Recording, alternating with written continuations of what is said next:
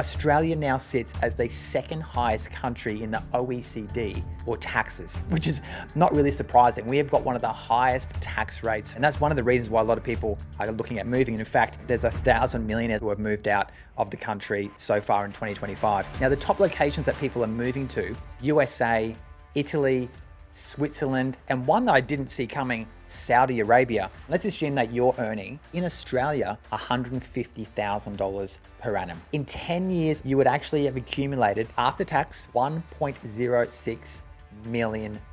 In the UAE, you've paid no tax whatsoever. Over that period, you've actually got $1.5 million. So you're already up nearly $500,000 just through your income capacity. But now this is where it gets really interesting. If the tax you would normally pay in Australia was allocated to something like Bitcoin, what would be the numbers? I'm Matthew Fraser, and this is Crypto Collective. After making millions with Amazon and e-commerce, I realized that if I was starting again today, crypto would be my first choice. I'm here to help you take your first steps and build real wealth. Ready to set yourself up for life? Let's go.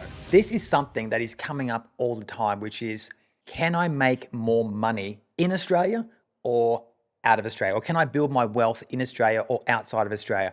And I just did a recent interview with one of Australia's top entrepreneurs, Adam Hudson. And in that interview, which I strongly urge you to go and watch, go back through my videos. In that video, he said he's moved out of Australia to Cyprus already.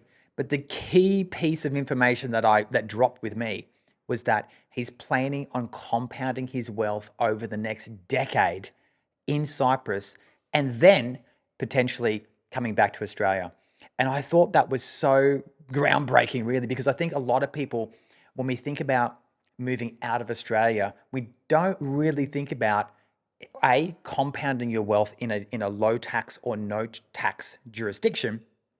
And then, do we even come back to Australia? So it could be an option for some people. You know, I know that particularly in my situation, when I'm talking to my wife about moving out to a different country, it's a much easier sell to say, hey, we'll move out for a bit, we'll compound our wealth, and then we have the option of coming back. If you just could put a hardline rule and say, hey, we're moving out of Australia and that's it, we'll never see Australia ever again, that's a much harder pill to swallow, particularly if you haven't even made the first step to move out.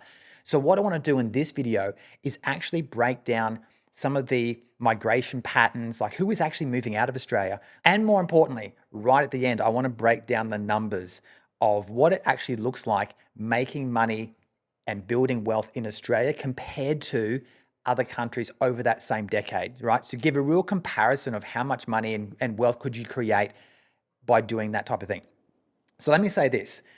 First off, there was the Henley Report that came out in 2025. Now, this is a millionaire migration.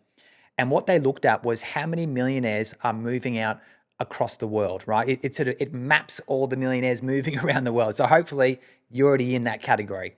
Now, what's interesting is there was 142,000 people who are moving around the world to different locations. Now, the top locations that people are moving to are UAE, USA, Italy, Switzerland, and one that I didn't see coming, Saudi Arabia. They are the ones that are topping the list. Now, for 2026, it's expected to be 165,000 people moving around the world as well. Now, the top one, which I think is probably obvious, a lot of people are moving to, and a lot of people are talking about, is United Arab Emirates, and in particular, the city of Dubai. People are moving there in droves to the tune of, and this is out of the 142,000 odd people, 9,800 people are moving into UAE currently for 2025. USA is number 2 on the list at 7,500 millionaires. And then Italy, which I thought was also another interesting one, 3,600. Now, the one of USA, for example, that is not a country that I would consider having a low tax or a no tax jurisdiction.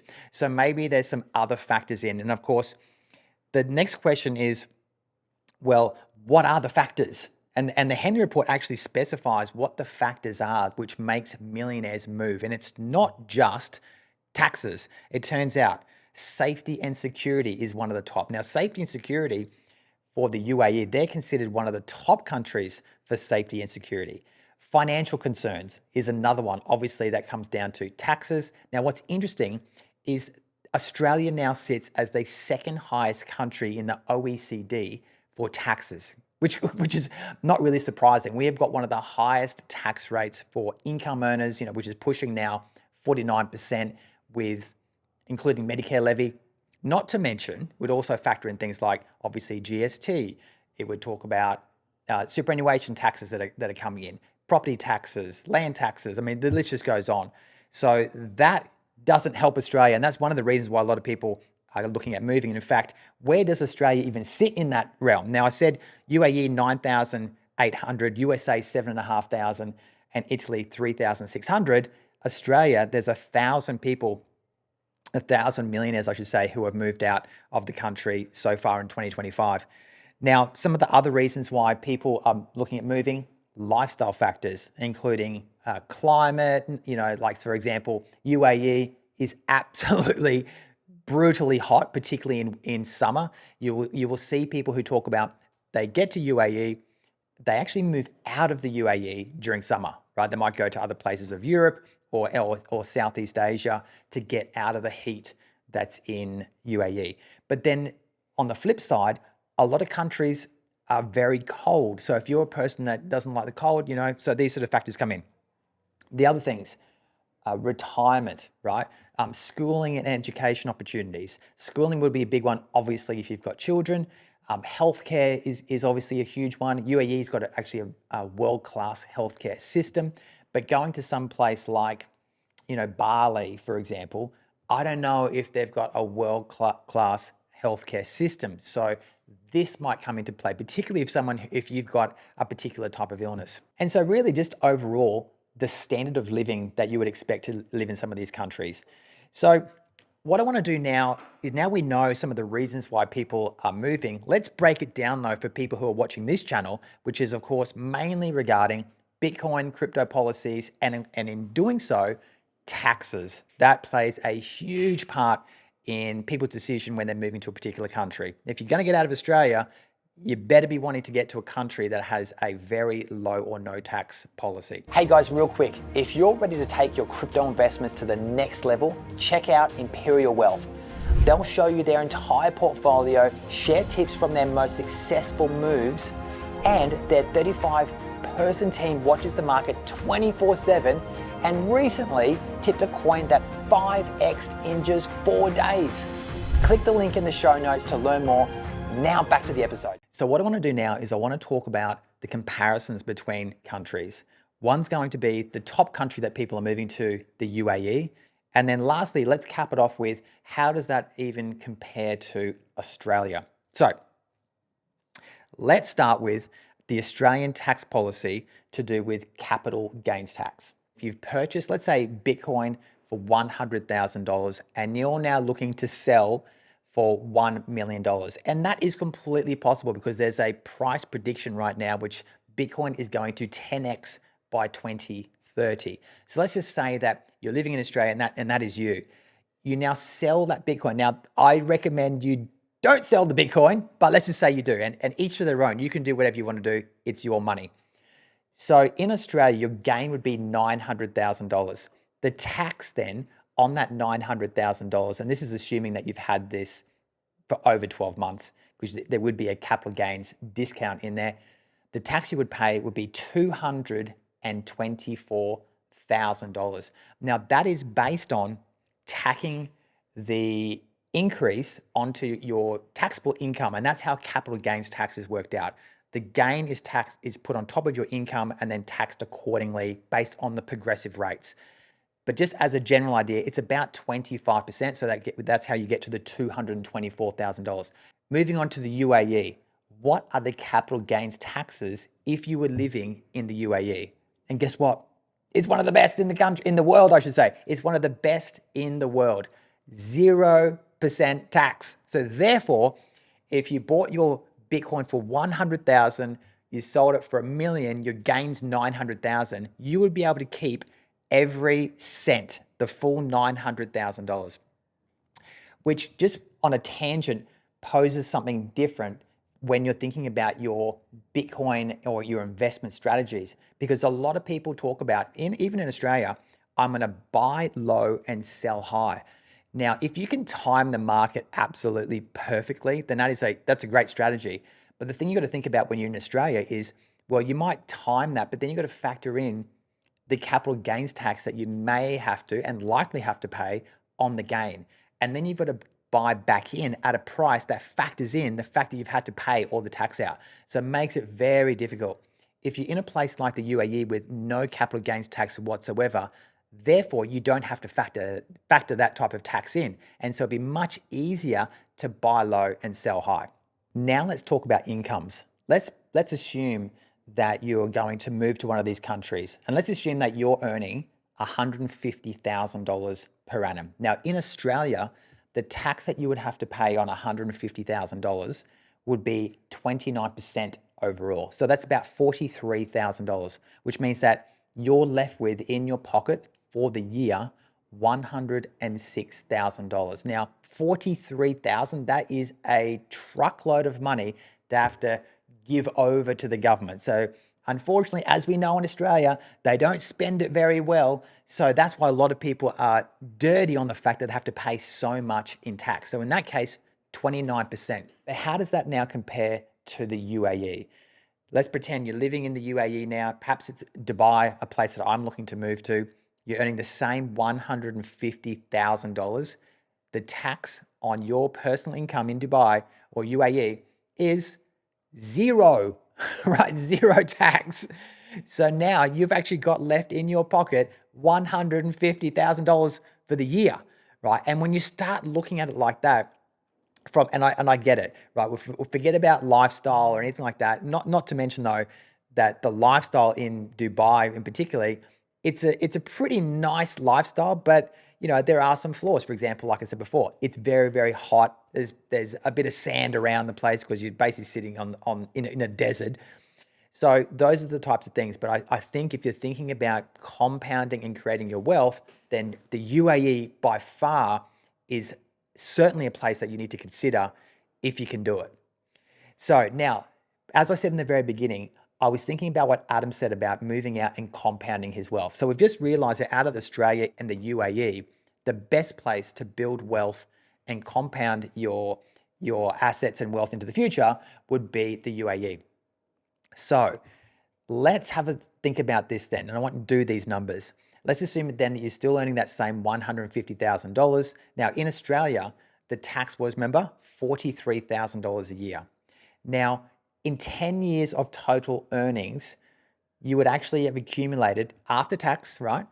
$1.06 million, right? So basically $1 million is what you're going to earn over that 10 years, right? Because we said roughly you maybe move out for 10 years to compound your wealth. So let's compare that to Italy. Now, of course, I said before, the tax in Italy was a lot higher. So it was $150,000 you were earning. The tax was $46,000. Your net would be $104,000. So therefore, over the 10 years of your earning capacity, you would get in the pocket $1.04 million. So if compounding your wealth was something you were thinking about purely, not forget about lifestyle, Italy would be off the cards, okay? So really you have to think about the UAE. So back to the same scenario, remember in the UAE, you've paid no tax whatsoever. But so then over that period, you've actually got a net of $1.5 million. So you're already up nearly $500,000 just through your income capacity compared to places like Italy and Australia. But now this is where it gets really interesting. So pay attention to this, because if the tax you would normally pay in Australia was allocated to something like Bitcoin, what would be the numbers? So remember, in Australia, we were paying $43,000 a year or $3,583 per month. Now imagine we were still living in Dubai, but we're not paying the tax. So let's put all of that money that we were going to pay in tax into Bitcoin. What do the numbers look like after a decade? This is going to completely blow you away. Depending on the compound rate, and let's just say between 29% base up to a 50% compound rate, you won't believe this, at 29%, you would have then accumulated $2.5 million in value on Bitcoin, and at 50%, a staggering $11 million. So when you think about it, you're not actually doing anything different. You're earning the same amount of money, but instead of paying the tax to the Australian ATO, you're living in Dubai and you're allocating that same tax portion into Bitcoin and compounding your wealth over that same 10 years. So what you could actually do then is after the 10 years, you've now got $11 million up to 2.5 to $11 million. You could then consider moving back to Australia, or you could say, you know what, let's compound this for another 10 years or 5 years. And that $11 million would grow to a staggering amount of money. Now, I haven't done the actual maths, but it would be somewhere in the vicinity probably of like 30 to $50 million. Now, that is what even Adam said the other day on the podcast was FU money. So now that we've thought about we could actually compound our wealth in the UAE and then potentially come back to Australia, what would be the future predictions though if we stayed in Australia and if we already had $1 million worth of Bitcoin? So let's just say you bought the $100,000 of Bitcoin today, and in the next 5 years that grew to $1 million. And that is absolutely possible based on the price predictions within the Bitcoin landscape. How would that look though from a tax point of view in Australia? Now, I've already said if you sold it, you would have to pay obviously capital gains tax in Australia. But what happens though if the tax policies change? And you already know that the Australian Labor Party is wanting to bring in an unrealized capital gains tax on superannuation. If that comes through, who's to say that it then doesn't come then to personal Bitcoin, company Bitcoin, Bitcoin and trust, everything outside of a superannuation fund, right? They're already on a rampage to try and take people's money as much as possible because they've got no money of their own. So the risk you run is that you stay in Australia and your $1 million of Bitcoin now gets under the grasp of the Australian Labor Party trying to steal your Bitcoin. So that is something that you also need to consider. But what could happen in Italy? Well, the same thing I guess you could say would happen in Italy. People though say to me, if I move to the UAE, they could bring in a capital gains tax or they could bring in an unrealized capital gains tax. And yeah, you know what? You're right. Any government can change the policy whenever they want. But if you really think about it, the way the UAE is structured is they want to bring in capital. They want millionaires. There's a reason why there's 9,000 odd millionaires moving to the UAE is because they're moving to where money is treated best, okay? And if the UAE was to start bringing in negative policies that would start stealing people's money, there would be a flight of capital. People would start leaving the UAE. The reason why UAE has become so successful, particularly as an expat type hub, and there's now something in the vicinity of 80 to 85% of people living in the UAE who are expats, right? Not nationals. So they make up the majority of the population. The UAE wants to keep the millionaires in the country. So they're going to continue to offer favorable tax policies for you to stay. I really don't see a day when they're going to negatively impact their economy by putting up huge taxes, particularly on things like capital gains, and definitely not unrealized capital gains, because that type of tax is insidious. I just want to add this in for good measure, because as I was doing my research, looking at different countries and really looking over the Henley Report and where all these millionaires are moving to, and there was one thing that really caught my eye, and that is the world's fastest growing millionaire hub. And you will not believe what country it is. It's actually Montenegro. And you're thinking, where the hell, particularly if you're in Australia, where the hell is Montenegro? Is it in South America?